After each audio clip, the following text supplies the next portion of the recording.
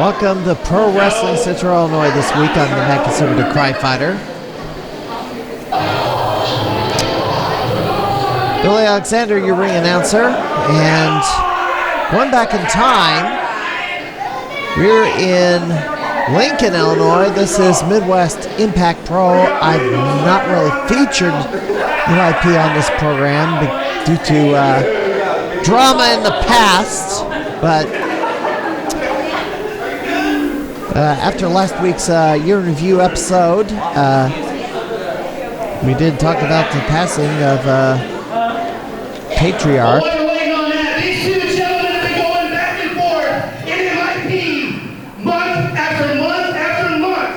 And tonight, somebody walks in and nobody will walk out as a winner or a loser, but only one man is going to get 2 of 3 falls. Are you ready? Let's try it again. Making his way to the ring, hailing from St. Louis, Missouri, weighing in at 200 pounds. Had a little bit of a delay there.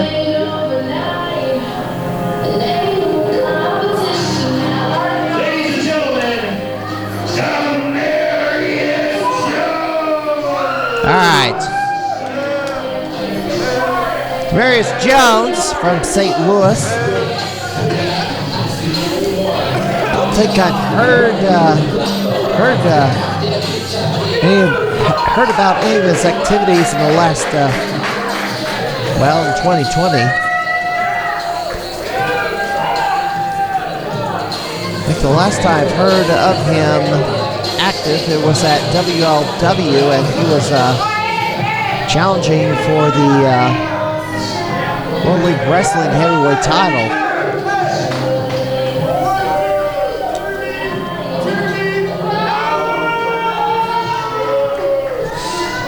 This was at the School of Smothers in Lincoln. Oh, he's got something to say.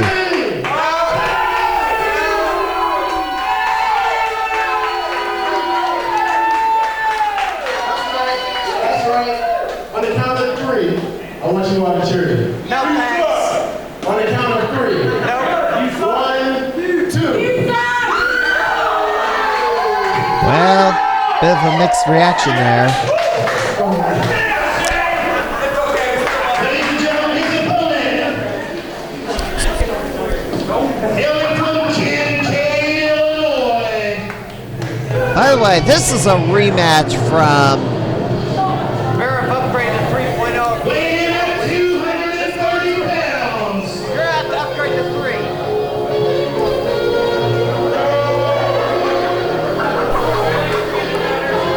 this is a rematch from Actually, correction. I guess Wrestling Over Everything down the St. Louis area.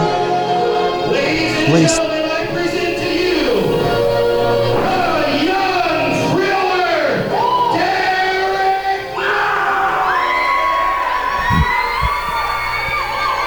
Wow, kind of sounds like he was not expecting this. But these two faced off down in the St. Louis area under the Wrestling Over Everything banner. I don't know when that matchup happened, but Mossy, who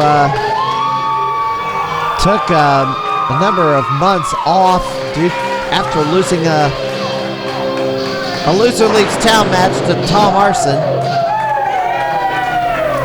Got reinstated, got a rematch, and got reinstated as a professional wrestler. And now, actually underwent a makeover recently, got a haircut. Doesn't look like doesn't have the long afro look anymore, and no longer is dressing in the orange. Actually opting for the New York Yankees navy blue pinstripes. And Mossy Running drop kick, drops a leg, and only a 2. And your referee is Chris Barrow. Midwest Impact Pro had its last event back on Halloween. Wait a minute. Oh! Farm shot to the face. Damaris Jones. NIP held a double header in the Peoria area as a fundraiser, originally to cover Tracy Smothers' medical bills, but it ended up being a fundraiser to cover final expenses. As we talked about last week on the program, on the Year in Review show, as Mossy hits that drop kick, and only a 2 count. Year in Review show, Tracy Smothers would put him at the number 5 spot behind 2 other prominent figures that passed away. Look at Damaris Jones trying to beg off and then slaps him across the face. I'm insulted. That wasn't much of a slap, by the way. Belly to back. Only a 2 count. This is 2 out of 3 falls.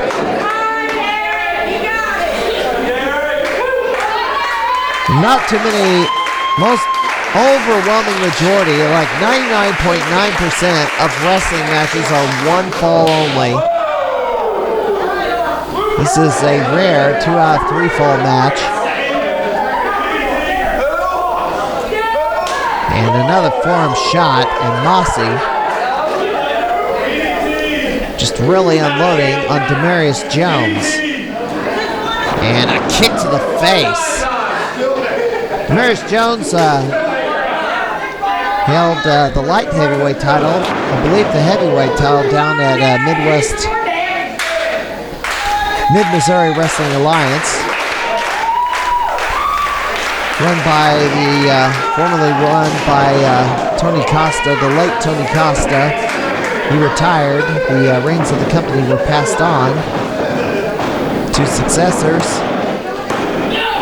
The St. Louis Independent Wrestling Hall of Famer passed away early in 2020.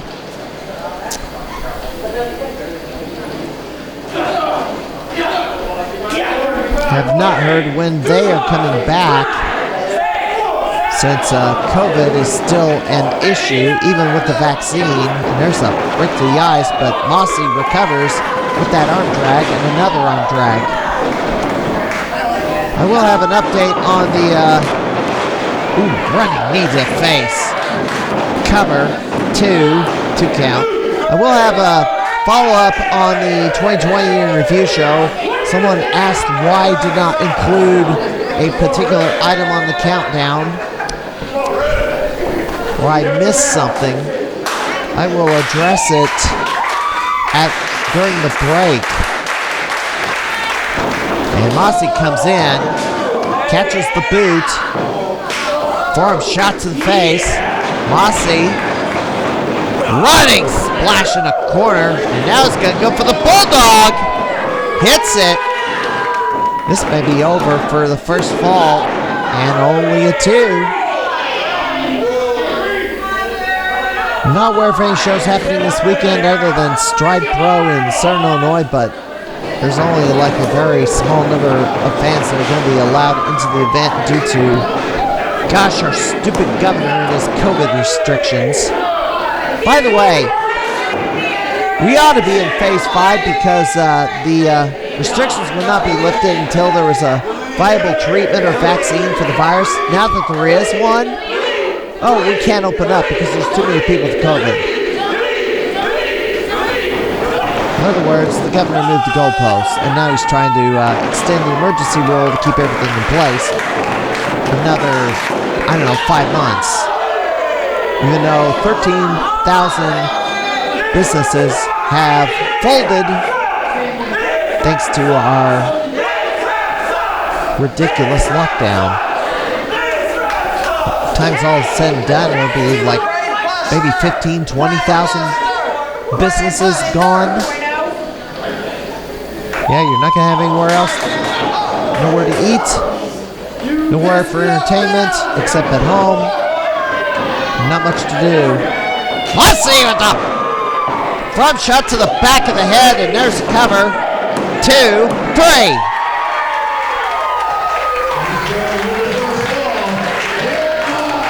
.525.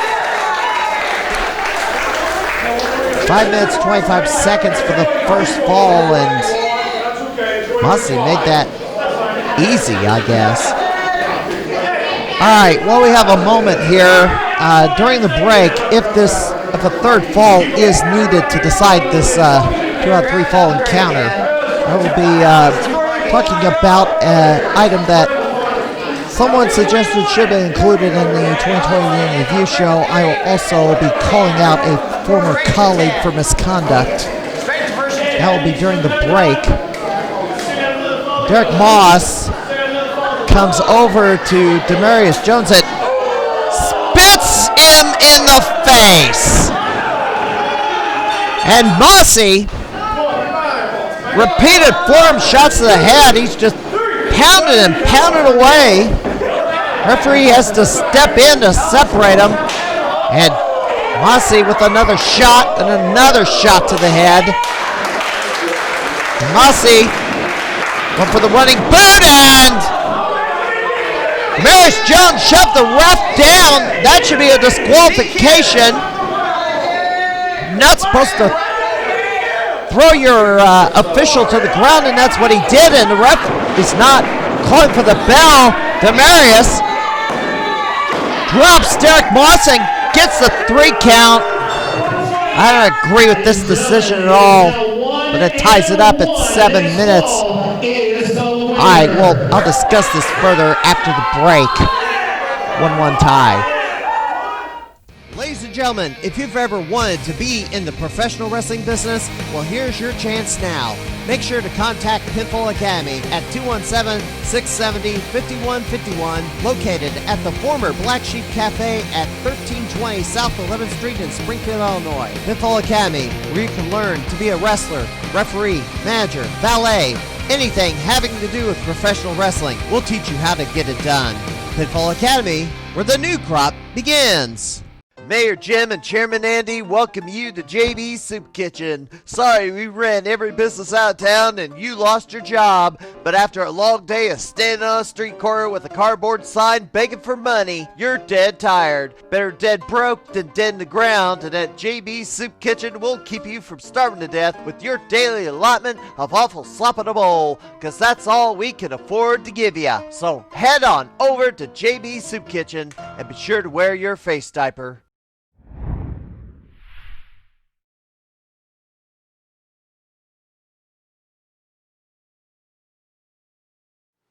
In a follow-up on the 2020 Year in Review, I was asked why I did not include the COVID collective incident in the countdown. So let's review that story. Back in June, when the state of Indiana scaled back COVID restrictions to where indoor attendance was allowed up to 250 people, 2 events went down the weekend of June 20th. IWA Mid-South Indoors, Game Changer Wrestling Outdoors in Indianapolis. Game Changer posted photos of how the fans were spaced out. When photos were posted of the IWA Mid-South event, wrestlers came out of the woodwork to mass shame and condemn the event, claiming it was going to super spread the virus. These mass shaming wrestlers, by the way, said not a word about the multiple promotions in Wisconsin running shows indoors, not requiring everyone to mask up the same month, leading me to spot a huge glaring double standard. The motive for the criticism was really not about public safety. It was the cover for the real motive. They really despised the promoter, Ian Rotten. If these guys were truly consistent, they would have cried holy hell over Bruce City Wrestling and Insane Championship Wrestling. And they were grossly ignorant of Indiana guidelines, which fully allowed the IWA Mid-South event the way it was, so they didn't have a legit leg to stand on anyway. It's fine if you don't like Ian Rotten, many don't, but don't be so blatantly disingenuous about it. So fast forward to October, Game Changer Wrestling, in conjunction with a dozen different promotions, which included area promotion Glory Pro Wrestling, Despite mandatory face diapers, reduced capacity with a staggered seating chart, social distancing enforced, and hand sanitizer stations on site, what happened? Several wrestlers tested positive for COVID-19, which led to multiple events, including St. Louis Anarchy, to call off their shows as many of their guys worked the collective event. Bottom line, for all the praise, Game Changer doing it right, IWA Mid-South doing it wrong, the outbreak happened at the place that did it right. You shouldn't have thrown stones in a glass house. So let me state here, yes, it most likely should have been mentioned because the event was in Indianapolis. I thought it was a story outside the coverage area and did not account for the local effect it had. However, it would have been a bullet point for the #1 story and not bumped another story off the list.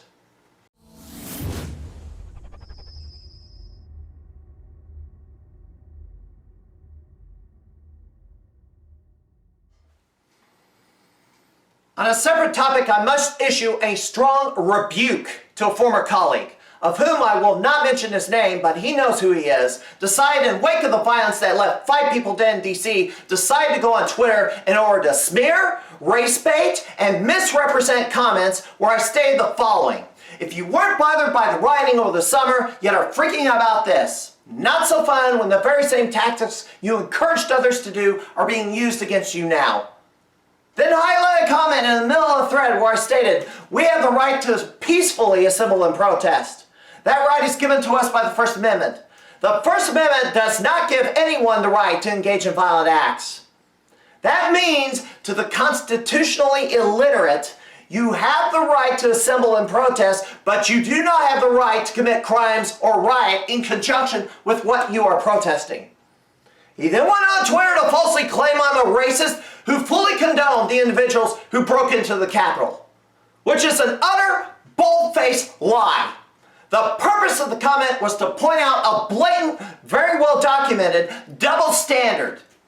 Many politicians and media outlets showed no concern or actually encouraged over 100 days of rioting where numerous properties were vandalized, buildings burned to the ground, stores, businesses looted, destroyed, many of which were owned by minorities, and autonomous zones created, and 30 people, including former St. Louis Police Chief David Doran, were killed senselessly. And sadly, there are some trying to deny any of that destruction ever happened or show no empathy whatsoever for the victims.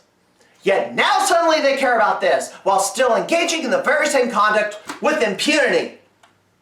This is a direct consequence of normalizing riots and ruin. What this individual has done is expose himself to be a despicable race baiter and a poisonous snake engaging in political retribution, inciting a social media lynch mob because he, for some reason, wants to deny what most people fully recognize is going on. I will have nothing at all to do with this person ever again, other than litigation if necessary, and other folks should not associate with this person either, because he'll do the same thing to you one day if you say the wrong thing around him. Shame on you. Alright, third fall, and sad to say, this is what it's come down to in this country, that someone would smear and misrepresent another person's point of view just to score cheap political points with his, I guess, peers. It's not someone you ever want to associate with. Disgusted this individual turned out to be the way he is. And it's a warning to everybody. If he stabs me in the back like that, he can stab you in the back if you say the wrong thing around him. Even the most innocuous thing. Sickening. Alright, third fall, and there is a pool of blood in the middle of the ring. Mossy is gushing a lot of blood out of his nose. I mean, that move that Damaris Jones delivered to win the second fall busted his nose open, or caused a major nosebleed. Damaris with the cover, and look at that. Blood all over the face, and that's all coming from Derrick Moss's nose. He does not have a cut on the forehead or anything. The referee is checking on him to see if he can continue. I mean, when you get a nosebleed like that, you usually apply pressure to the nostrils and keep the pressure on for up to 15 minutes to stop the bleeding. But Damaris Jones choking Derrick Moss on the middle rope. And a kick to the gut, to the rib cage. Derrick Moss is in huge trouble. The ref should have disqualified Jones when he was shoved to the ground. He was shoved to the ground. The referee should have called for a DQ, but he did not. And now we have this bloodletting in the ring, and the referee trying not to touch the blood, but I think he got some on his arm. If you're going to have to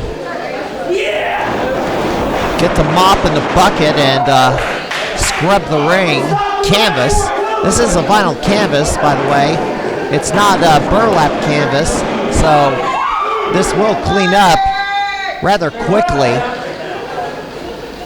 And one of the security is trying to run up to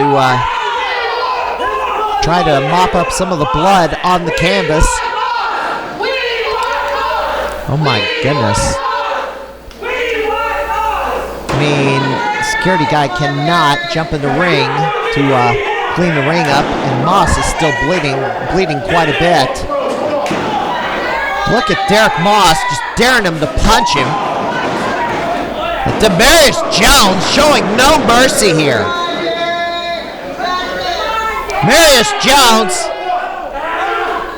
dropped Mossy face first, nose first into the canvas. You got Damaris Jones walking in the blood. Mossy's blood. Good gosh. I mean, close up, this is a lot worse than what you can see in this video. It's a lot worse. And headbutts to the back of the head. Drops down on him. People are running back and forth. They're trying to get some clean supplies ready for when this match is over. And look at that. The blood is covering the face of Derrick Moss. Is covered in blood. I should have put the PG-13 warning on this, or the TV-14 warning, but there's an enziguri by Damaris Jones. It's gonna, turns him over. And another kick out. Mossy is not gonna go away. This is 2 out of 3 falls.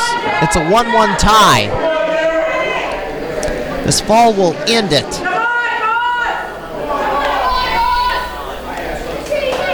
Blood over the singlet, the ring gear he's wearing. I mean, Damaris Jones is wearing white trunks. I'm surprised they're not bloodstained yet. Oh, super kick out of nowhere, and only a 2. Surprised there isn't any blood stains on the trunks of Damaris Jones. It certainly is on Mossy. Finish this quick. Mossy coming over to the apron.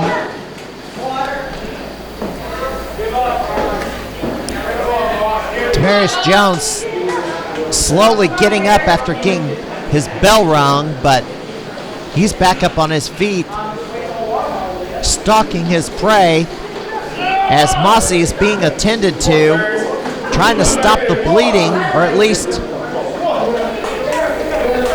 get the blood off his nose, off his face, so he can keep going. But Damaris Jones going for a superplex and a headbutt.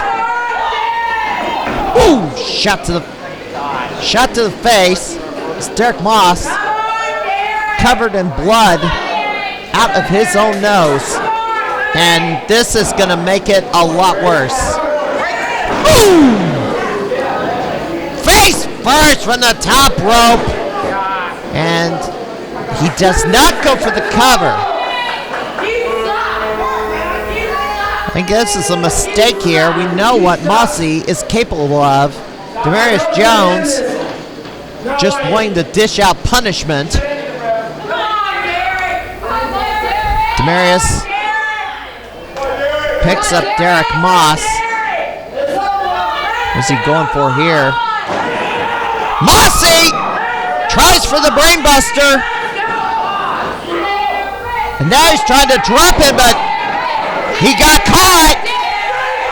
Jones got caught. Boom! Cover. And that's it. Derrick Moss survives and wins the third fall. A bloody mess that he is right now. He doesn't look like the winner, but he is the winner.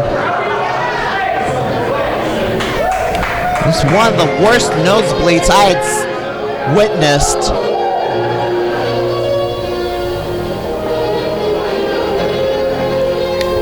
Don't know if his nose is broken or what, but that nose just gushed. It's pretty gruesome to see in person. And Derrick Moss waving people away so he can have room to stand up.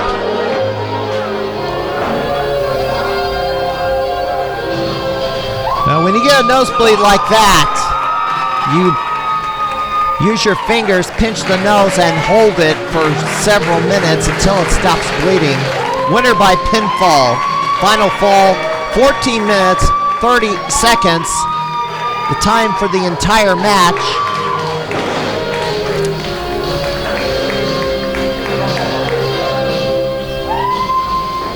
Mossy going to another room to get some treatment for that nosebleed, but that was horrific. All right, I don't know what I'm going to air next week, so we'll see what happens. Until next time, this is Matt, Conservative Crime Fighter. See you next week. Stay out of trouble. Do not engage in rioting. Peaceful protests only. Express your views, but don't commit any crimes.